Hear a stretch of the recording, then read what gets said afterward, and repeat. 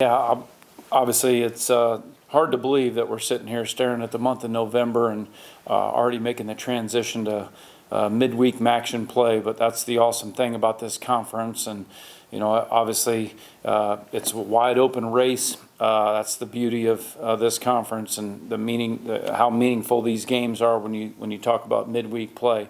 For us, obviously, we're looking to bounce back, from a tough loss at home last Saturday, and it was great to be able to take advantage of a few days of rest for our players on a mini bye week, if you will. Coaches were able to get on the road for a couple days and recruit, but now we're full speed ahead on game planning here for Kent State. It's going to be a great challenge.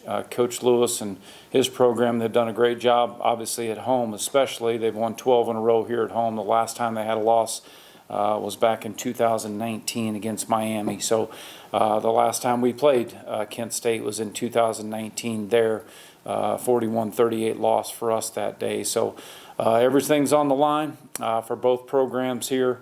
Obviously, it's great to be able to get a couple extra days of rest and focusing on bouncing back from the Eastern Michigan game and having a great week of preparation here for our guys. Obviously, with the mini bye, kind of as you called it, I mean, how important is that at this point in the season, just to get a few extra days to rest up when guys are banged up and stuff? Yeah, I think it's good, especially for the players. We don't have a normal full bye week, so to give them a couple extra days. We came in Sunday, cleaned up the tape, had a chance to watch that, got a quick lift in, gave them off completely Monday and Tuesday, didn't do anything, had optional lift. Didn't even make breakfast mandatory. Wanted them to be able to sleep in if they could sleep in. So we were on the practice field on Wednesday, but the focus on Wednesday was really for the guys that haven't played a ton of snaps in games and the guys that are in our developmental group, the young guys, being able to get on the field on Wednesday, get some individual work, some one-on-one, some 7-on-7, and then gave the guys off Thursday because that would be their normal Monday now. And so we'll be back attacking the practice field, game plan meetings, all that starting tomorrow. So I think it's good because we got guys with bumps and bruises that are playing with those bumps and bruises. So to give them a chance to get a few extra days of rest, get away for a second, and make sure that we get our focus back to go play our best football here when it matters the most. Past couple weeks, obviously Kid talked about this before, but the passing offense maybe hasn't been clicking, whereas it was at the beginning of the year. What's been the difference these past few weeks, and how do you guys kind of right the ship there? Yeah, I think it really all starts, and it's not all, but I think John is pressing some. I think when you had a couple of early games and you put up a bunch of numbers, and that's what you're striving for, man. You want to go out, you want to click like that every single week. So sometimes, and having played that position too, you're guilty of pressing a little bit too much. You want to force the issue, not completely trust the progression. So we got to get back to just trusting the progression, believing that if the number one guy is not open, it's okay. Get through to number two, get through to number three there. So it's not just one glaring thing. I think it's just a matter of, it all starts with John just trying to make sure he's not pressing too much and not forcing some throws. And obviously guys got to do a good job too of winning their one-on-one matchups. We were without Johans last week for the first time in a while. And guys got to do a good job of going out and responding to, one-on-one. If we're going to get man coverage, guys got to win their one-on-one matchup. And we got to do a good job as coaches, too, of making sure the game plan is where it needs to be to give those guys a chance.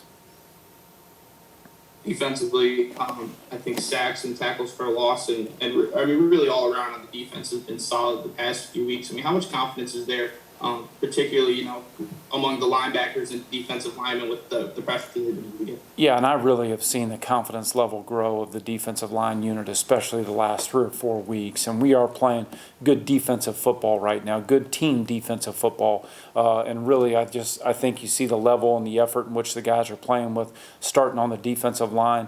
Everybody feeds on that because we know how important it is to have that defensive line unit playing with that kind of effort. And that really, when you talk about being on the second level at linebacker, or when you talk about being on the third level in the secondary. Everybody feeds off of that, and really love where we're at right now from a defensive standpoint. We've had big contributions from a lot of guys, not just one, and that's the thing that I think has been really good. Our depth that we felt so strong about on the D-line group way back in spring ball and training camp, that's going to pay dividends for us now, because we're going to need that kind of depth with guys being banged up, and that's going to be something that'll be big for us here down the stretch. And I've been obviously pleased overall with that group, and they're playing at a high level, and they continue to do that every week. Coach Stockton does a great job of always having the defense ready to play, and they always have a great mindset and approach to the game, and it's going to be big to continue that here as we get into action.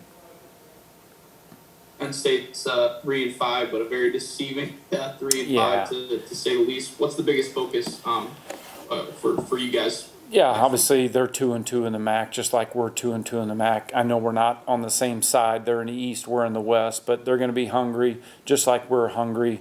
Obviously they played in the MAC championship game last year. They were picked, by a lot to win the East this year and to go back and win to get in that MAC championship game again. So first of all, they're great at home. Obviously, it's been since 2019 against Miami, where they lost a home game. So they've done a great job of protecting their house, obviously, with Coach Lewis and the flash fast and, the tempo in which they play offensively. They got some explosive playmakers. Obviously the running back, Cooper, obviously Dante Cephas, the quarterback.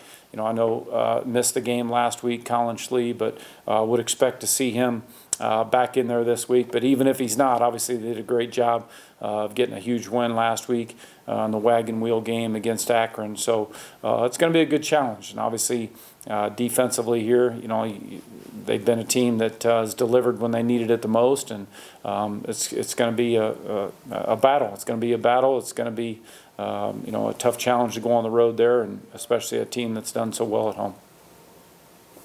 What's the mindset among the team? Is it still, the MAC is, very much wide open, still going into November? Is it kind of, looking at everything's still ahead of you guys, or how's the attitude on the team? There's no doubt. Everything is right in front of us. Everything is on the other side of hard. And so we're right in the thick of things, just like every team in the MAC is right now. So there's really no clear cut, like this team has an edge. Going, everybody's just jam-packed right in the thick of everything, and that's what's the awesome thing is about the Mid-American Conference is these games, these midweek action games, it can change every single week with every single game. So we just got to focus on us.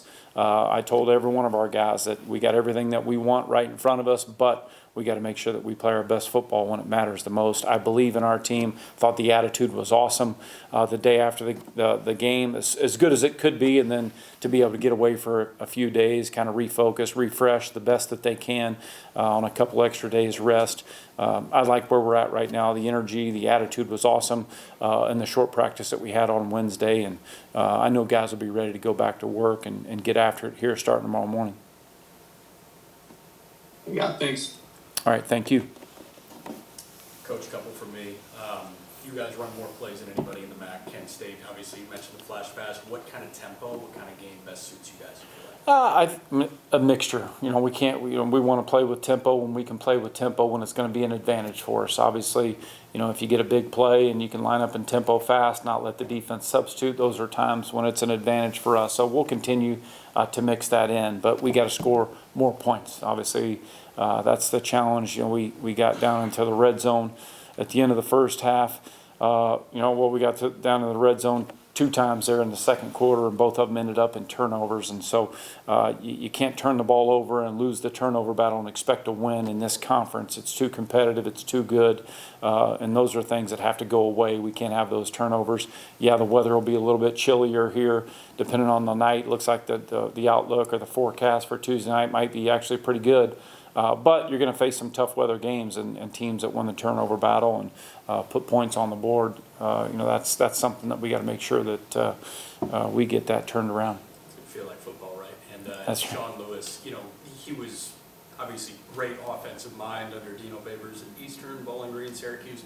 What do you respect about Sean Lewis as an offensive mind? Yeah, he's going to always figure out a way. You know, obviously everybody, just like every team, sometimes you're going to have a challenge with an injury. Sometimes you're going to have turnover at a position. And so, you know, I respect the balance that they're playing with right now. I mean, they're number one in our conference in total offense in terms of yards, and they're about 50-50, as 50-50 as they've ever been in terms of run to pass. And, you know, I think he does a great job of just, you know, whatever needs to be tweaked or adjusted, you know, he's going to get that done, and it's been awesome to see that you know, they've been able to do that, and you know, and also, you know, I think it's pretty awesome to see what they've been doing at home. To be on a 12-game win streak at home, they've done a good job of taking care of their turf.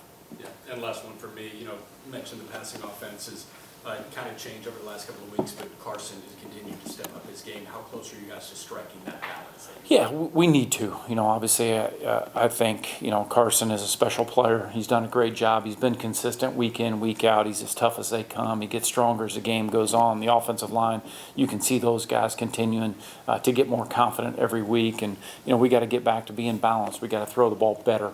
We got to win our one-on-one matchups when you have them, and you know, John's got to do a great job of just trusting the progression, making good decisions. Don't force throws if they're not there, and move on to fight another down. And I feel confident that he'll respond. I believe in him. He puts the work in, and he really loves going out to attack the practice field. Awesome. Thanks, man. All right, thank you. Mike, you talked about Carson catching out of the backfield a little bit last week against Eastern Michigan. How much do you want to be able to mix him into the passing game? Yeah, you know, his hands are probably underrated a little bit. You know, Carson does a good job of catching the ball out of the backfield when we ask him to do that. Obviously, we want to give it to him as much as possible in the run game, but he is a good receiving option there in the passing game. And, you know, obviously it was good to see him, you know, get out there and have a couple big plays in the passing game last week. But we'll continue to use him that way. You know, certainly it all starts for us with him getting going in the running game, and obviously as the game goes on, we want to make sure the ball gets in the hands of Carson Steele.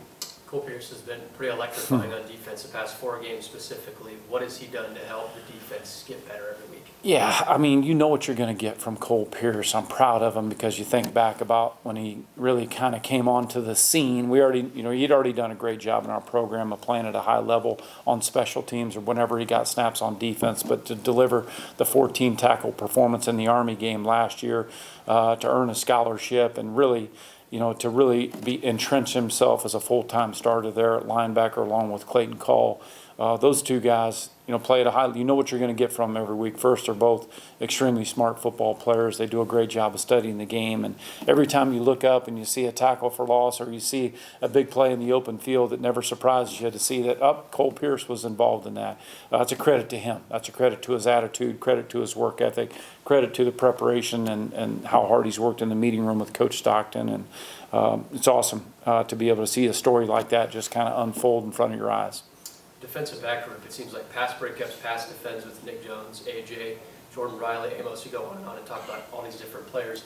Why have they been so good in the backfield on the defense to allow or to not give opposing quarterbacks a chance to throw it deep on them and then get a lot of yardage? Yeah, and I think obviously our coaches do a great job from a scheme standpoint, but those guys step in, they trust the scheme, and they go out there and get them, you know, obviously they're in the position that they're supposed to be in when they have a chance to make a play on the ball. Those guys are going to make it tough. They're going to make it tough, and they all do a good job of you know, you work so much on tackling all the time, and a lot of times when you're in the secondary, you don't get enough credit for being a good tackler, and our guys have been really good and improved at that week in, week out, year in, year out. Just proud of those guys because it's been all up, you know, it's not just been one, it's been several of those guys on the back end. When they've had an opportunity to make a play, they've made a play, and I think that's the one thing that those guys do a great job of feeding off each other. And again, I think the coaches do a great job of just giving, you know, our guys a chance to go out, put their skill set to use, and go out and make plays. Thanks, Mike. All right, thank you. Thanks, Coach. Okay. I guess defensively, I mean, the past couple of weeks, you guys have really been kind of holding the water. What's allowed this, I guess, the group as a whole to be clicking these past few weeks? Just the trust we got in one another, you know, just on the back end, the linebackers and the D-line. We all trusted one another, and the love is growing for one another. Each win, each loss, whatever we think, everything, as we go, the love is growing for one another each. And us being able to just go hard for one another. And if you look to my left and I look to my right, I see guys like Jay Riley, Malcolm, and I know they got my back out there. So, you know what I'm saying? Just that type of feel for the defense is what will really, you know what I'm saying, help us. Defensive line, has really kind of been forcing a lot more pressure between tackles for loss and sacks. How does that help you in the secondary when you know they're getting in the backfield so quick? The D-line, just them doing their job and making plays, make it a lot easy for us. Like, we don't have to cover for 8 seconds if our guys is getting to the quarterback and making plays on the quarterback. It's definitely a big help for the secondary. And the secondary and the D-line, we help each other. We might cover for a long time and they get a sack, or we might actually get beat and they save us with a sack. So, things like that, you know what I'm saying, it just helps the defense. As a whole, for you guys, 4-4, 2-2 in the MAC, what's the mindset of this team kind of moving into the last third of the season, I guess? We just gotta, you know what I'm saying, going forward, these last 4 games, like, we know it's win or go home, basically. Like, everything, this is November football. We have to play big in November football. These moments, these games, we gotta, you know what I'm saying, play together, play physical, and be the more physical team each week. And that's what we're gonna be, so we can win the games, win these last 4. It's really a big for us to win these last 4. That's all I got. Thank you. Jaquan, what's it been like for you in your first year at Ball State?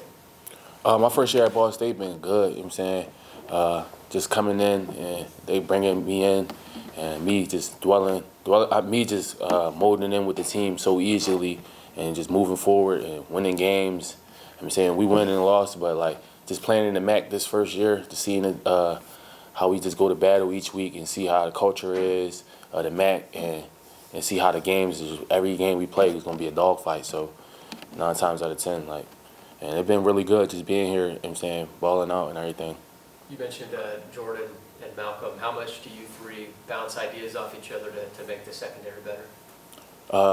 Every day we getting in here watching extra film, just trying to make sure like our communication is on the same page, and we playing. I know like guys, they play hard, so we all playing hard. Like like guys like Jordan Riley and Malcolm, I know like they got my back out there always. So and I got their back too. So and just making sure we all on the same page, like that's really a big thing. So we could be like a play or one of us not on the same page, but us 3, we look at each other every play and make sure we all on the same page. Like, so it's been good. What's it been like playing with Coach Stockton under him as your defensive coordinator in your first year at Ball State? It's nothing like it. Coach Stock, he bring that energy every day. You know what I'm saying? He going to make sure you doing your job to the best of your ability. He not going to let you slip up or nothing, and he going to really apply that pressure on you. So it's been definitely a good playing for Coach Stockton. Thank you. Jaquan, kind of bouncing off that, I'm sure a lot of what you guys preach is accountability, right? How have you guys become a little bit more accountable as the season has gone on, on a play-to-play basis or just in practice, holding each other to a standard that you guys set? Yeah, we set our standard high, so you know what I'm saying, when a guy catch a ball on us, or we know we got the talent and we got the guys that we feel like we could dominate this conference.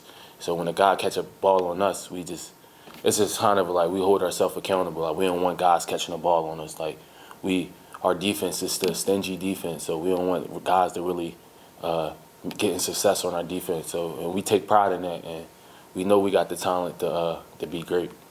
One more from me. You mentioned the heightened sense of urgency that comes with November football, right? And, it's cold, it's going to be dark, it's a Tuesday, this is what you sign up for in the MAC. How excited are you to play this high-stakes November action football? I'm really excited, you know what I'm saying? It's just a chance to show how tough we are as a team. And, it's going to be cold, it might be 7 o'clock, but we'll play in the parking lot, you feel me? We'll play anywhere, and wherever you put us, we ready to play, and we're going to play hard. Thanks, Jaquan. Thank you. Just the last few weeks, the defensive line has become more of a force, I guess, overall between tackles for loss and sacks. What's allowed you guys to have success, especially these past 3 or 4 weeks? Just the communication through the D-line as a whole. We got a lot of experienced guys. We got Jack Sape, Tarango, Tavion, a lot of older guys that have played a lot of ball. They coach these younger guys up, including me. I haven't played as much ball as them. So, they give me their tips, we communicate coming to the sideline, and it just helps overall as getting back there to the quarterback or getting back there in the backfield and making some plays. Yeah. Take me back to the first few weeks where, maybe the sacks weren't happening and tackles for loss weren't happening. And was there frustration, or what was kind of the mindset, as you guys maybe weren't getting some of the results that you wanted?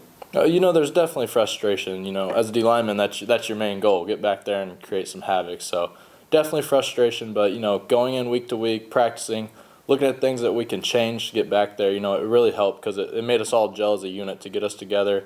We're all frustrated together. Coaches are on us, get your pressure, get back there. We need you. The back end needs you. So, it helps when you got all those driving factors, and it makes you really break everything down to see what you can do to get back there. How much confidence is there in that group, in that defense as a whole right now? Oh, there's a lot of confidence. We at first, we haven't played a lot of ball together as a group. We got a lot of new transfers, a lot of young guys stepping up. So, as the weeks come by, we get a lot of game time together, see what each other's doing, a lot more communication. So it's starting to help a lot. Was there like a specific moment or game where you really felt like you guys started gelling and kind of breaking through a bit? Every game's really been like that for us. Every game's been a one possession game. Central Michigan, big game. Came down to the very last second. So I think maybe that one was a big one where you just had to keep fighting. Offense, defense, we're both coming together. Everybody's communicating, and you get the win at the end. So. What's the mindset kind of going into these last 4 weeks as a whole team?